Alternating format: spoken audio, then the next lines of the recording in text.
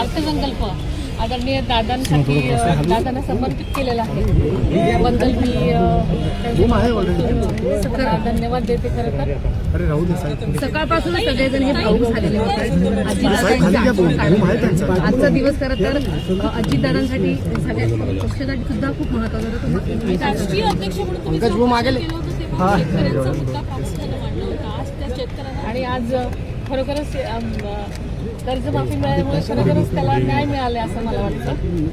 खरं तर 27 तारखेपर्यंत आदरणीय दादा या अर्थसंकल्पाची तयारी करत होते आणि येऊन सगळ्यांच्या मिटिंगच घेणार होते. आणि आपण सगळेजण पाहताय की दादांची आर्थिक शिस्त त्याची छाप या सगळ्या अर्थसंकल्पावर दूरदृष्टी आणि आर्थिक शिस्त होती, पण दूरदृष्टी या एकूणच अर्थसंकल्पात वाटते का?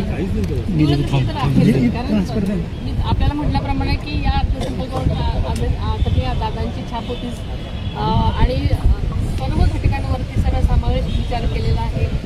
लाडक्या बहिणी असतील, एक विकास कामं केलेली असतील, सगळ्यांमध्ये खूप योग्य ती तरतूद केलेली आहे.